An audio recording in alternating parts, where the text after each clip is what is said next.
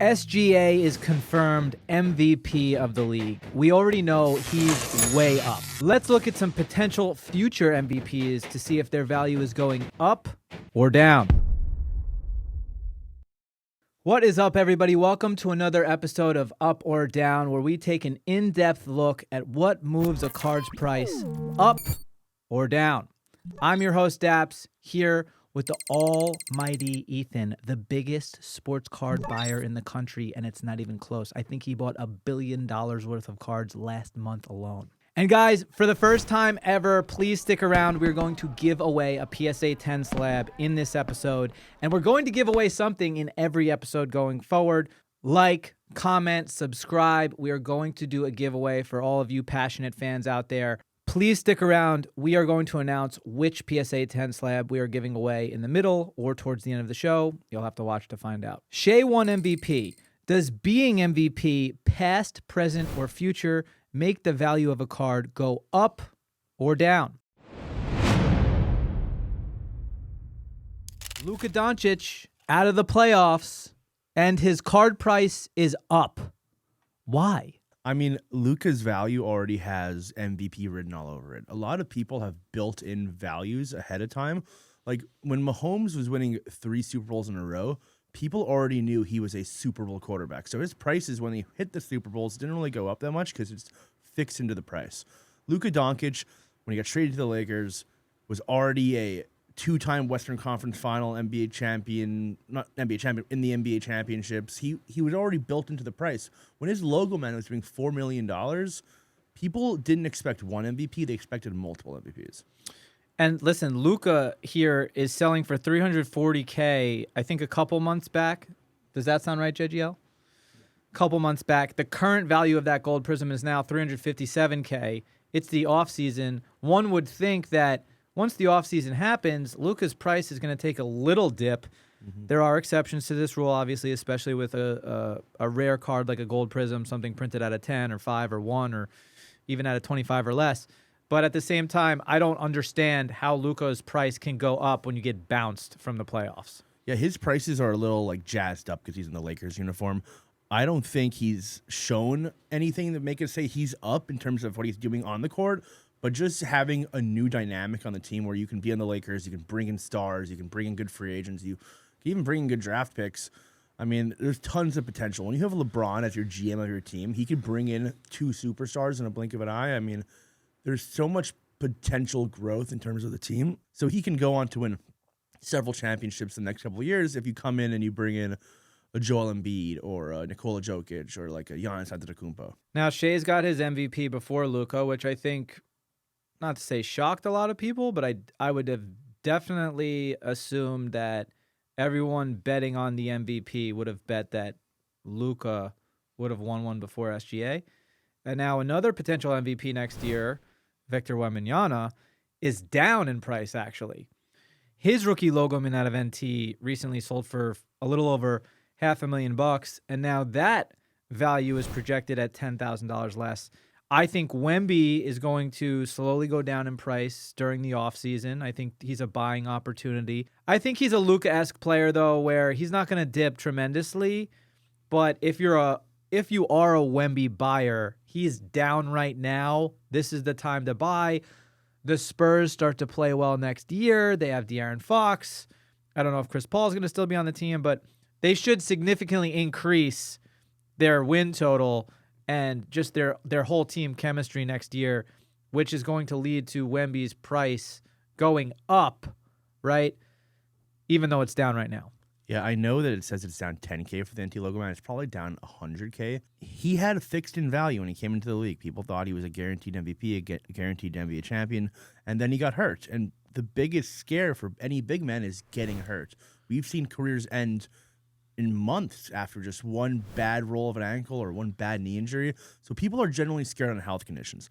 But with the second overall pick, with a good young cast, I mean, I haven't bought Wemby cards in probably 5 months, and it was till like yesterday that someone brought to my attention that Wemby's a buy now. Look at these prices. Most of them are down 50%. Like, if you look at the select Zebra field levels or like one of the Prizm true blue PSA 10s. They're at like levels where you can honestly purchase them for like 1, 2, 3K, and it wouldn't shock me if they were 5 to 10K soon. When you're buying these Wembys in the offseason, for anybody listening, and again, this is these price points are going to be a little high for the average buyer, but let's pretend you have the opportunity to buy 4 $2,000 to $2,500 Wembys that are, numbered, whatever you want to call them, short prints, or one $10,000 Wemby. Are you buying 4 $2,500s to flip 4 different sales, or are you buying that 110 to make your money on one sale? It can go either way. I would only do the 10K one if it's like a 1 of 1 or something that's super sought after and super low printed. But if you just in terms of like making a solid revenue, go grab a bunch of cards from the 1 to 5K range that will comp a lot so you can see an upwards trend and justify it. While if you buy the 1 of 1 10K card, you want a 3x, 4x set because there's not going to be another sale till you sell it. Yes, and what I would also say to anybody watching for those common cards would be like a Silver Prizm, for example, right? Like, I don't know what Wemby's current value is, but I'm sure the PSA 10 is right around $1,000, somewhere around there. Yeah. And then the other card I would say is like a Kaboom or a Downtown, where you don't need a gold version of that to have a liquid sale that you can consistently see. No, and I really like the fact that the Kabooms don't grade well, and they're all like 6, 7s, and 8s, and they're only like 4K right now. If you look at other players, like I think a rookie Luka PSA 10 Kaboom was a 20K card. There's room on that. Don't go out and buy Prizm Silvers. Don't go buy cards that have pops that are over 100. Buy numbered Prizm, buy numbered Optic, buy case hits. I would agree. The only thing I would say, though, is when you do buy a PSA 10 silver, that pop count will obviously be a little bit lower, and that the Silver Prizm is going to be the card that you see the most comps on. Yeah. Right? So, like, it's the most liquid card you could buy. I agree. At a 99, at a 50, at a 199, whatever you want to buy, sure. But I would also argue that an ad of 199 sometimes with a color that doesn't match the uniform isn't as valuable to certain collectors as a silver. So just throwing that out there. And listen, everybody's taste is different, obviously, in the hobby. But when it comes to, I want to find the value of my card, you're going to have the most reference points on a Silver Prizm because there's more of them. And it's just a good reference point for the rest of the cards in that set, right, that are numbered. Yeah, and I'm glad you pointed that out. Don't go out and buy like Prizm oranges because they're numbered to 60 if they're ugly. I love the teal ice, the new colorway from retail for Prizm for Wemby. It's at a 175, I believe. Beautiful design. It's like blue ices from like 5 years ago, like Luka year blue ices, where it's like tealish. Those are stunning. Now, Wemby is injured. Let's talk about another guy who just got injured, Jason Tatum. And his prices are actually surprisingly up right now. I think his Gold Prizm did $85,000 a couple months back. Now it's valued at $95,000. So he's close to 10% up on that Gold Prizm. And I would say, by the way, that over the next 6 months, maybe even longer, that there's a huge buying opportunity with Tatum. Now, Tatum, I don't think he will even qualify to be able to win MVP next year because I don't think he's going to play enough games. Now the question is, will Tatum ever win an MVP? Right, which I don't know. He didn't even win the MVP in the finals. Listen, I saw KD come back from this same injury. I believe it was the same injury, the injury that he suffered in the finals against the Raptors. And by the way, people forget he played great on the Nets after that. Like Durant was prime Durant on the Nets too. So it's not like Tatum can't come back from this. He's young enough. I think there's a huge buying opportunity. Even if you want to say that he's up right now, I think he's going to go down comparatively to his averages. Huge buying op. Grab your Kaboom Tatums. Grab your Downtown Tatums. Grab whatever it is that you think is the short print card to make money on. Yeah, this is actually one of the coolest parts of the hobby. When you see a player who should be plummeting, and everyone realizes that this is your only chance to buy him. I've been monitoring Tatum a lot because I'm a big investor in Tatum. The low-end stuff is definitely down because it just sells every week. But people are taking the buying opportunity to come out and grab their high-end NTs and their flawlesses. Like, I'm pretty sure in all last week, a flawless set a record for Tatum sales.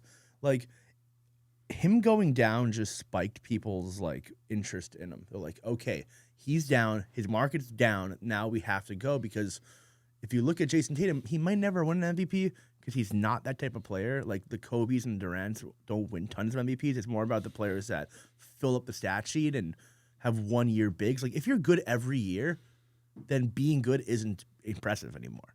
Tatum is good every year.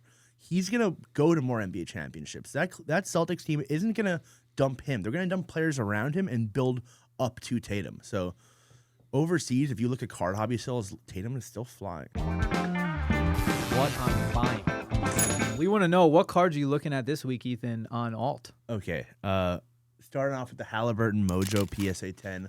I love Mojo. It's one of the oldest colorways in Prizm. Started in 2015. Just a sick design. It doesn't really look good in scans because it can't pick up the whole like refracting of the light. But Mojos are at 25. They're hard to jam. Halliburton might be the best point guard left right now. I mean, I would argue that Mojos don't get enough respect for how beautiful they are. Like, they are a sick card. Like, when you pull one out of a pack, like, it's just like staring at you in the face, right? And it like draws you into it. Comparatively to the price point, and also being out of 25, it's not like a Mojo is half the price of a gold. Yeah, I want to make a stand for Hallie right now. I mean, you look at Shai and you look at Brunson, and Halliburton is more important to their team than both those guys. Halliburton is setting up the whole offense, and when he's off the floor, they're terrible. I saw Brunson go off the floor the other day, and Deuce McBride came in and started draining threes. I mean, Shai's amazing. Shai's the MVP, probably the best player left in the playoffs. But even when he's out, like, they're bringing in these random guys off the bench who ball out. Halliburton, I mean, he needs to get the respect. He's a top 10 NBA player. Like, cards like these Mojos should be selling for as much as Luka's are. Well, I'm a Knicks fan, so I don't think that I should really enter into this conversation. But listen, OKC is just unfair. They're so deep. They have so many players. SGA is also very Jordan-esque, where, like, this dude is just, you know, shooting 17-foot jumpers. I think he was, like, 7 for 9 in the first half. With like more points than Ant, who took 17 shots in game. I don't know if it was game 1 or game 2. And Brunson came off the floor, and it made us as Knicks fans realize, like, Brunson, you've got to stop holding the ball because the Pacers are doubling you up and down the floor. Like, you just can't play that way in this series. And the only thing I would contest that with Halliburton is this little pesky TJ McConnell dude. Like, he comes in and just like wreaks havoc, and like, I hate him. I hate Halliburton the most, but TJ McConnell is a very close second.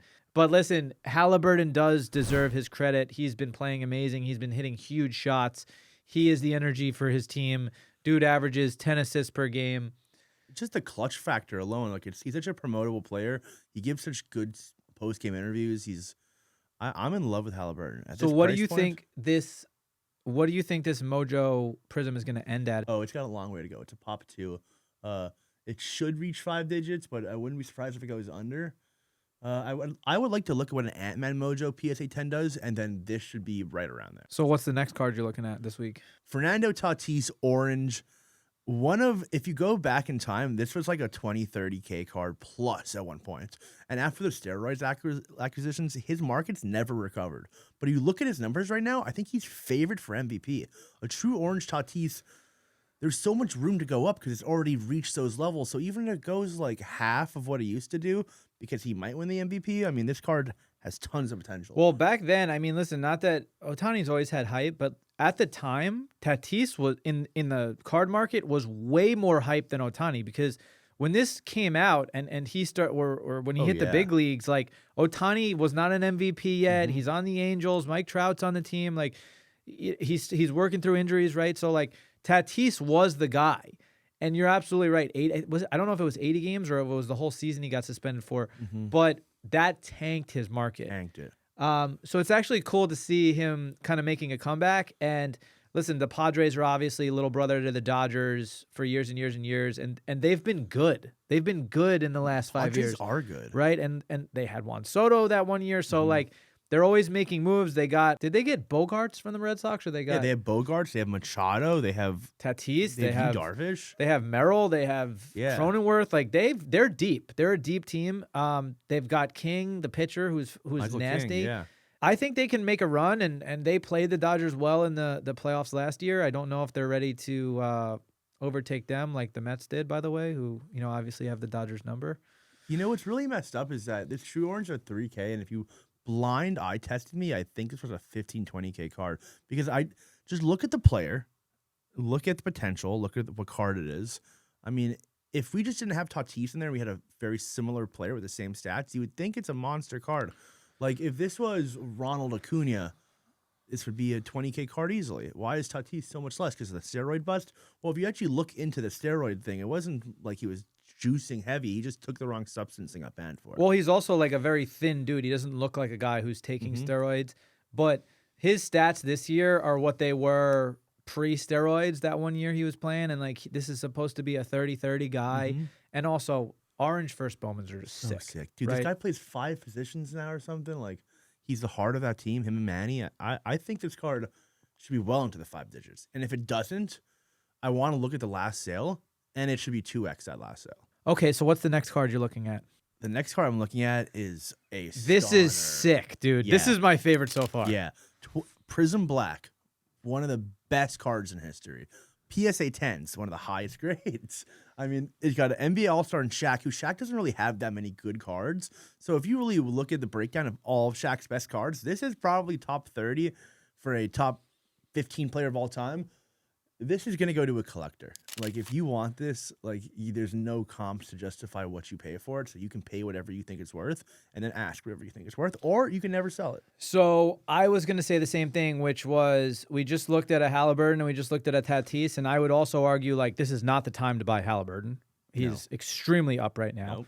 This is maybe the time to buy Tatis if they make a playoff run, but also arguably he's up right now because of his performance this year. Shaq retired, right? This is just sick. Like, whatever this ends at is what the value of the card is. And then you get to, like you just said, you hold this card and you determine I'm either keeping this or you got to make me some insane offer on this. And 1/1 black prisms are just like, they're like, we're all like magnets to them, right? Like, and it especially on a guy like Shaq, like, and I think there's players, Tracy McGrady, Kevin Garnett, you know, like you make them, Yao Ming, just like those legends, right, from our childhood. And this is the shame that we're robbed of, is like the fact that there's no 2020 Prizm Black 1/1 Michael Jordan. You know what I mean? Like, when are we getting Michael Jordan cards back? And also, like, it's just a shame that Panini's gonna lose the license, and then, like, there's no Michael Jordan Prisms. Never. Like, why is there not a Michael Jordan Prizm? Upper Deck has him by the balls, man. Like, he'll never get out of that deal. Also, I want to point out for this card, this is a Lakers jersey, Shaq. I'm pretty sure if you look at other Prisms, there's a lot of Orlando. So I would think of all the 12 years or whatever there is a Prizm, I think it's probably like 2 or 3 Lakers ones. And it's a sick photo. You know, I like action photos where it's like you can see the fans in the background and he's in a cool stance. Like, I don't know what this card will end for, but if it ends under 10K, it's a buy. Are repackers ruining comps in the hobby? How do you determine the true value of a 1/1? And that's kind of like beauty is in the eye of the beholder. Some people are just willing to overspend on a card they want, which, by the way, like, it's the only card of its variation. So if you want that card, you got to pay up for it. So we were talking about the Kurosawa Superfractor a couple weeks ago, and now I wanted to answer some questions for the hobby because I think it's a very important question to ask. How do you try to get the best estimate of what a 1/1 is worth if you have no reference point? The Caleb Williams Prizm Black Finite, and it ends up selling for $122,000. All right. So I think that we would both agree that gold prisms historically sell for more than gold vinyls, even though they're out of 10 and gold vinyls are a shorter print out of 5. This is kind of one of those weird things in the hobby where people who are just entering go, why would a card that has 5 be worth less than a card that has 10? But a gold prism is just a staple of the hobby. It's one of the most desired products that you can get for a rookie card, or any card for that matter. Even if it's a Patrick Mahomes off-year gold prism, it's just a sick card to have. I have a sale of the gold vinyl BGS 9.5 Caleb Williams of the same card, right? Selling for $26,000. This sale happened on eBay. I don't know if it was unpaid for. We can't get it up on this screenshot of Alt, but I did this research a week or two ago. And then I believe we both agreed that a gold Prism Caleb Williams raw did 15K? 17.5. 17.5 raw. So now the question is, how do you determine the price of a 1/1? Let's pretend we didn't have this Caleb Williams sale, but you only had the gold vinyl sales, right? Or the the Gold Prizm sales. So if we're going to assume that the Caleb Williams Gold Prizm is $17K and the Black Finite 1 of 1 sold for $122K, it's roughly a 7x in price. So that's like a good stance to take on, okay, well, I have a card out of 10, right? And I want the 1 of 1. What should I pay for it? Roughly 7x. And I would say that this could be anywhere from 7 to 10x. It could go as low as 5x maybe, right? The gold vinyl recently, I don't know if you've been tracking this, has sort of been outpacing the Prizm in price, and which I haven't seen in the last 5, 6, 7 years. But if you look up Drake May, if you look up JJ McCarthy, if you look up Caleb, the gold vinyls are outselling the golds right now. Yeah. Which I've never seen before. Yeah, and you know what I've noticed? It's also the same thing where Prizm autos are kind of outselling plain Prizm cards. Because in our lifetime, the Prizm base was more expensive than the Prizm auto because it's a sticker auto. But I'll tell you why I think this is. A lot of uneducated repack buyers have entered the hobby space and are buying cards off auction because they don't have the skill set to go buy in public. They're overpaying for cards, and people are thinking that dictates the comp. No, we just have bad buyers in the hobby who are paying more for vinyls and sticker autos than the true card. But that will fade. They will be out of here soon. Well, I'll agree with you that there's bad buyers, but what I don't necessarily agree with is that they're going away, because breaking's not going away. Fanatics only wants to sell more and more cards. They only want to produce more and more product. The more product they produce, the only way you can sell that product fast is through breakers. So breakers aren't going away, right? So if there's breakers that exist, they're going to repack products. If there's money to be made, people are going to buy those products. They're going to repack them. So I don't think that the bad buyers are going away. And I think because of that, like, you have to factor in those comps. Now, a collector doesn't need to pay those comps on a card that they think is overpriced, but it doesn't really matter if the comp is still real because it's selling for that and then it's reselling. I'm not saying that the repacking is going away. I'm thinking that the people who are buying for them will each eventually get sharper or get fired, because one of those two have to happen. You can't be paying more for vinyls and Prizm Golds. I mean, these repackers are overpaying for cards in this hobby because they need to meet quotas. They're just bidding blindly without comping. So a lot of these comps you shouldn't really, like, they are real. People are out there paying for it. So it is a real sale. But don't expect that to continue for a long time. Like, don't go out there. You know what I've been seeing in the market for downtowns and kabooms? PSA 9s and 8s do so close to 10s. No one wants to pay for the 10 anymore because the repacker doesn't care about the grade. They're going to throw it in there for the comp no matter what, so they need the card. They can't be picky like, oh, I only want 10s. I know people on Whatnot who don't buy 10s. They'll only buy 8 or 9s because if they run them for $1 on the stream, they'll get more for the 8s and 9s or the raws, because there's more potential to crack it open or grade it more, because 10s are just fixed. You can't make money on a 10, which is just bad hobby etiquette. Yeah, so back to this Caleb Williams. Finite sells for $122K, the Gold Prizm $17K, and the Gold Vinyl is at $26K. And by the way, Gold Vinyl, roughly 5X, $26K to $122, right? So, like, what I've been told in the hobby is when trying to sell my Superfractor Kurosawa, which, by the way, I don't even want to sell. I'm just saying, hey, this is what the out of 50 or out of 25 or out of 10 sold for. This is what I want for the card. And people are like, that's not how it works. That's not how it works. Well, now I'm giving you an example of that's exactly how it works. Caleb Williams, out of 10, is $17K, 7X that price, you have your finite price. Caleb Williams, out of 5, is $26K, 5X that, you have your finite price. And you might say, oh, well, you loaded this up, Dappz. This is just one example.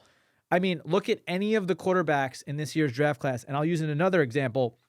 Drake May, very, very similar to Caleb's pricing right now, which I don't really understand. I think Caleb is better than Drake, but whatever, that's opinion. Drake May sold for $109,000 Prizm Finite. Gold Vinyl, same deal. BGS 9 sold for $26,000. So again, roughly a 5X from the vinyl to the 1 of 1. And this isn't absolute, but it's 100% a reference point of close to what we're going to comp things at. And then I think recently we've agreed that a Gold Prizm Drake May sold for right around $12K. Yeah. Okay, and now we have 2 Drake May sales, not one, at $12 and $13K, right? So if you just 10X that, right? If you 10X that $12K, we're at $122,000, right? which is 10 or 12K over the actual sale. So my objection to people in the hobby saying, "Oh, you can't comp cards like that." I don't comp cards like that. Look at the prices of the cards. When an out of 10 Kurosawa PSA 10 sells for $10,000 and I say my super is worth 100K, and they go, "You're crazy, Dappz." What are we talking about? I'm crazy? Look at the math. I'm not and by the way, we could do this all day. I could sit here on eBay and CardLadder and comp tons of different cards, whether it's First Bowman's, whether it's Prizm, whether it's Topps Chrome, whatever it is, and I could make multiple examples of this. And I think that, listen, this is just part of the hobby, and it doesn't really get me disgruntled because we all do it, right? When you don't want to pay a particular price on a card because you think it's overvalued, you try to hack that price down the best you can, right? And I get it. That's part of it. But this is the reality of it, right? You don't want to pay that much? That's fine. That doesn't make the card not worth it, though, I guess is my whole point. All right, I know everybody's been waiting for this giveaway, too. I have it in my hands. We're giving away this slab. You want to see it? I'm not showing it to you. You'll see it at the end of the video. Okay, I also want to bring up a post that the Real 27 guy, I've never met him, but he really produces awesome content. Shout out Real 27 guy. I believe his name is Adam. He did a video on an SGA Prizm out of 99. And the video showed a blue ice SGA in a slab that said authentic. And then the question is, well, if it's authentic, why is it authentic and why doesn't it have a grade? And you would have to assume it's not a PSA 10. It's not a PSA 9. Probably not a PSA 8. It's a PSA 7. Are you keeping an SGA out of 99 or any similar equivalent card in a PSA 7, or would you prefer authentic? I am a authentic guy. Even if it's anything lower than an 8, if it's ultra modern, I go authentic. Because if I crack it out and it's damaged, I don't have the moral conscience to sell it raw and have someone complain about it when they grade it and get a 7 for it. You need to put your damaged cards in authentic slabs because it's like, hey, be careful. That's kind of the assumption of it. And listen, anybody new to the hobby too, when you're buying a raw card that was manufactured 5, 6, 7, 8 years ago, please be aware that the chances of you getting a PSA 8 or 9, you're definitely not getting a 10. Even a 9, very, very small. Very, very small. So I think that's just kind of like an alert to the hobby. But for me, I would keep the card authentic over a PSA 7. And if I did have a PSA 7 of that card, I don't think I would keep it in the slab. Like if I owned the slab, right? If I hit it in a repack or if I hit it in a giveaway, like I'm not keeping that slab in a PSA 7. Like for my collection, no way. I would keep it raw. Yeah, and when I used to make the repack, if I had any card that was potentially damaged or even close to lower than an 8, I would slab it authentic because I don't want the customer service complaint at the end. Yeah, you know what? You might be right. I might go PSA 7 and then have it re-slabbed into authentic. You can min grade it. That's what I do with a lot of slabs. I'll do PSA 8, min grade authentic. So if it goes under an 8, yeah. And if I was gonna sell it raw, I would 100% say this is not grading a 10, bro. This was slabbed, right? Like, well, you don't want to be those little demons walking around trying to. No, but people. also like I don't think that this is a opinion too. You could call me whatever you want on this. I'm not telling that guy it was a PSA 7. What I would say is, I would say this card is not a PSA 10, right? Because by the way, if you send that to BGS and you get an 8, like I'm not gonna tell somebody, I'm not gonna downsell the card that I'm trying to sell. That's insane. I'm not gonna lie about it, but I'm not gonna be like, oh, it's a PSA 7. First off, you could resubmit it to PSA and get an 8. Number one. Yeah, totally. Number two, you could send it to BGS and get a different grade. You could send it to SGC and get a different grade. So just because it was graded this one thing, we've seen plenty of instances in the hobby of a BGS 9.5 becoming a 10 or a PSA 9 becoming a BGS 9.5, whatever the instance is. Yeah, and I don't want to throw BGS under the bus, but a BGS 8 is a pretty easy grade to get. You know, like I've seen some cooked cards get BGS 8s. I actually had a little kid on my story the other day claim a card for me. It was a Jaden Daniels Blue Ice, and I said, it's straight from the pack, but it probably won't gem. He goes to Dallas, and he's like, oh, this card's got a scratch in the back. Like, it's probably a 6 or a 7. I'm like, well, listen, you go grade it. If it gets an 8 or lower, I'll give you a refund. And, of course, it got an 8. Of course. Yeah. Should we give away a card? I think we should. I think we should. All right, this week, we are giving away a PSA 10 SGA rated rookie shock. I want to say the comp on this is right around $300.